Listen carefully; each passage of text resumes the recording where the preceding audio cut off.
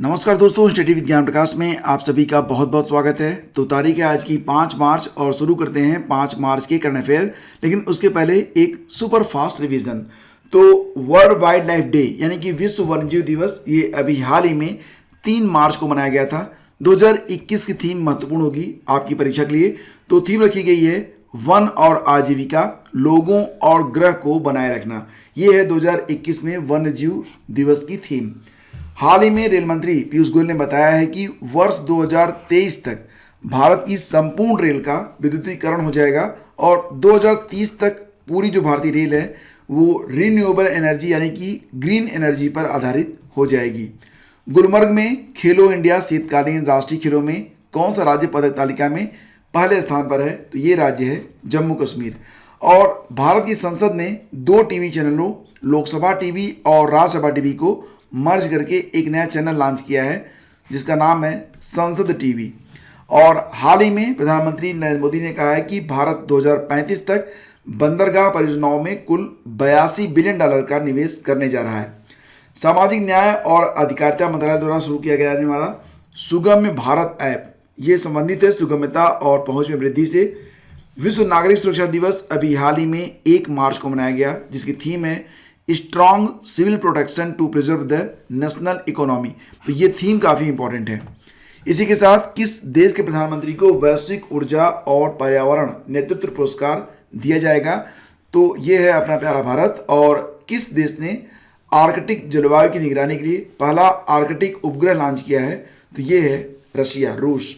और 2021 में साहित्य अकादमी का मानद फेलो चुना गया है प्रोफेसर वेलचेरू नारायण राव को। तो ये थे 4 मार्च के सभी प्रश्न। और अब बारी है आज के प्रश्नों की। लेकिन उसके पहले आपको बता दें कि फरवरी 2021 का संपूर्ण करंट अफेयर ई बुक यानी कि पीडीएफ के रूप में आपको उपलब्ध करवा दिया गया है।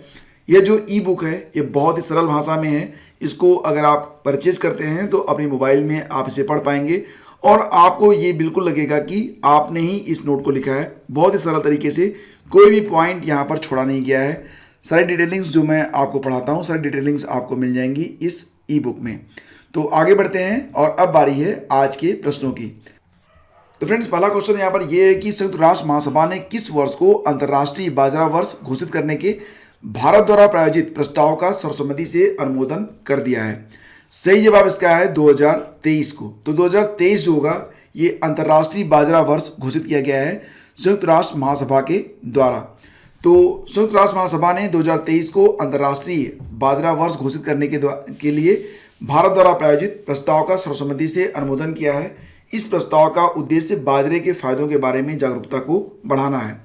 अंतर्राष्ट्रीय बाजरा वर्ष 2023 नाम के इस प्रस्ताव को भारत के साथ बांग्लादेश, केन्या, नेपाल, नाइजीरिया, रूस और सेनेगल ने भी समर्थन दिया है, जबकि 70 से अधिक देशों ने इसे सह प्रायोजित किया। जैसा कि आप जानते हैं बाजरे में पोषक तत्व तो बहुत अधिक होते हैं और जलवायु के प्रति इसकी जो फसल होती है उसमें लचीलापन होता है, यानी कि कैसी भी जलवायु हो ये फसल उगाई जा सकती है।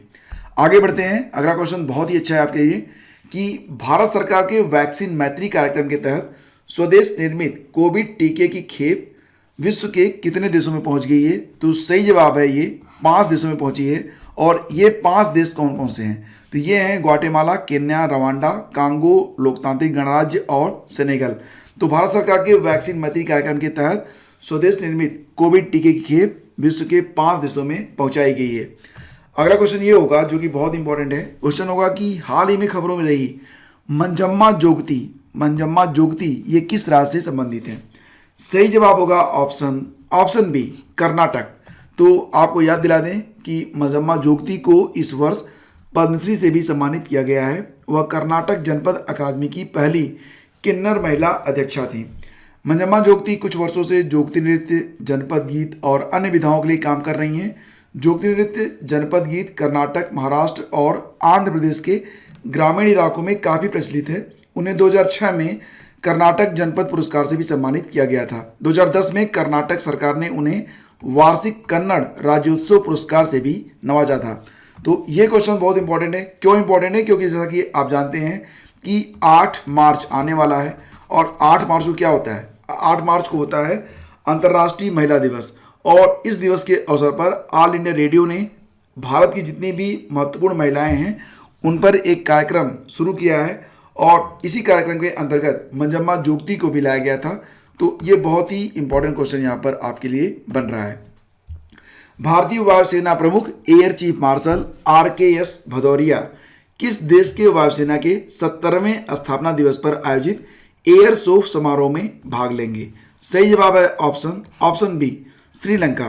तो आपको बता दें कि भारतीय वायुसेना प्रमुख air chief marshal RKS Bhadauria Sri Lanka वायुसेना के एयर मार्शल सुदर्शना पथिराना के निमंत्रण पर 3 मार्च को कोलंबो पहुंचे थे।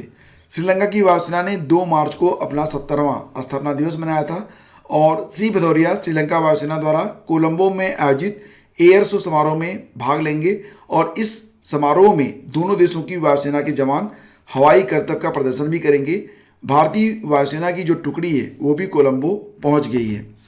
हाल ही में बांग्लादेश के मुक्ति दिवस की 50वीं वर्षगांठ के अवसर पर ढाका और किस भारतीय शहर के बीच एक नई यात्री रेल सेवा करने की घोषणा बांग्लादेश ने की है?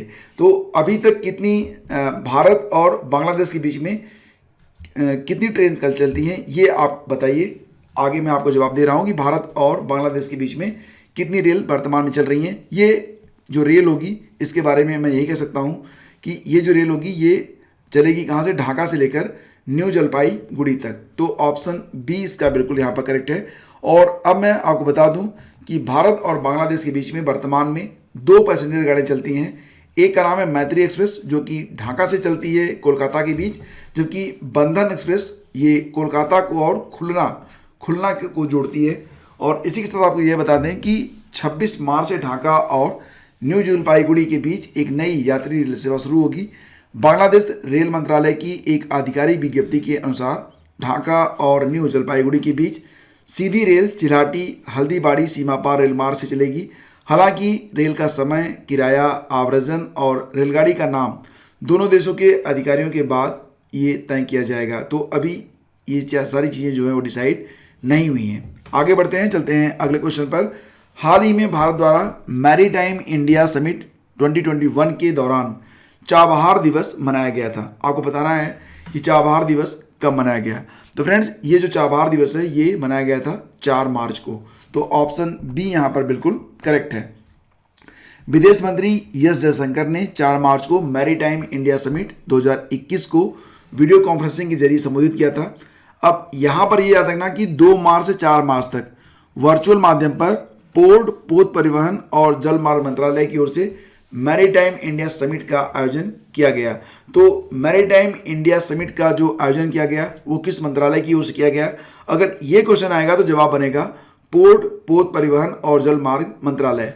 और इस समिट को संबोधित करते हुए एस जयशंकर ने कहा कि आज का आयोजन हमारे क्षेत्र में कनेक्टिविटी को बढ़ाने और चाबहार के माध्यम से मध्य एशियाई देशों की समुद्र तक पहुंच प्रदान करने के लिए सभी क्षेत्रीय हितधारकों के साथ मजबूती के साथ काम करने की प्रतिबद्धता को दर्शाता है। एस जयशंकर ने मैरीटाइम इंडिया समिट 2021 में चाबहार दिवस मनाते हुए अपना उद्घाटन भाषण दिया।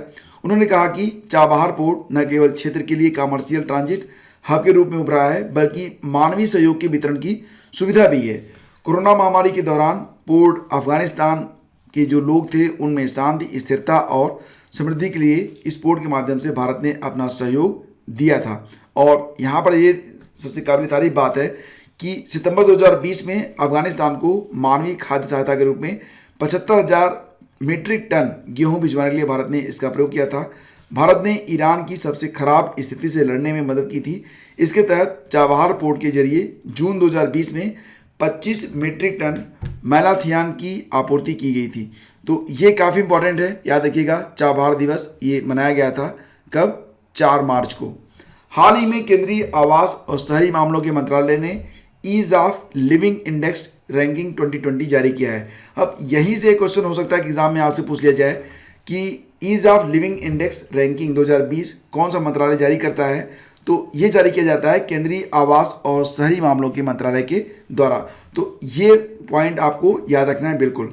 और यहाँ पर आपको ये बताना है, क्वेश्चन ये बन रहा है कि 10 लाख से ज़्यादा आबादी वाले शहरों में सबसे अच्छा शहर कौन सा बना है? तो ये बना है Bengaluru, that is option D. तो आपको यहाँ पर याद दिला दें कि ईज ऑफ लिविंग इंडेक्स 2020 इसको जारी किया गया है केंद्रीय आवास और शहरी मामलों के मंत्रालय के द्वारा। और मंत्री और जारीकर्ता कौन है? केंद्रीय आवास और शहरी मामलों के मंत्री हैं हरदीप सिंह पुरी, जिन्होंने इस इंडेक्स को जारी किया है। और देश में 10 लाख से ज़्यादा आबादी वाले शहरों में रहने के लिए बेंगलुरु को सबसे अच्छा शहर माना गया है और 10 लाख से कम आबादी वाले शहरों में शिमला सबसे अच्छा शहर बना है। रहने के लिए सबसे बेस्ट शहरों की रैंकिंग में देश भर के 111 शहरों को शामिल किया गया था। शहरों को 2 कैटेगरी में बांटा गया था। पहली कैटेगरी में वे शहर शामिल थे जिनकी आबादी 10 लाख से ज़्यादा थी, वहीं दूसरी कैटेगरी में उन शहरों को शामिल किया गया जिनकी आबादी 10 लाख से कम थी। और ये जो रैंकिंग होता है ईज ऑफ लिविंग इंडेक्स, ये रैंकिंग 2018 से स्टार्ट हुई है। हालांकि 2020 में ये इसकी दूसरी रैंकिंग ही है, यानी कि 2019 में इसकी रैंकिंग नहीं आई थी। अब यहाँ पर मैं आपको बता दूँ कि कैटेगरी में मुख्य रूप से 3 पिलर्स हैं। ये पिलर्स रहने की गुणवत्ता, जिसके रैंकिंग के लिए 35% अंक रखे गए हैं। दूसरा जो पिलर होगा वो आर्थिक योग्यता है, इसके लिए 15% अंक। और विकास की स्थिरता कैसी है, इसके लिए 20% अंक तय किए गए हैं। बाकी 30% लोगों के बीच किया गया सर्वे के लिए तय किए गए थे, जबकि 49 इंडिकेशन से जिनके आधार पर इनकी रैंकिंग की गई है। तो कितने पिलर्स होते हैं इसमें? 3 पिलर्स होते हैं, ठीक है।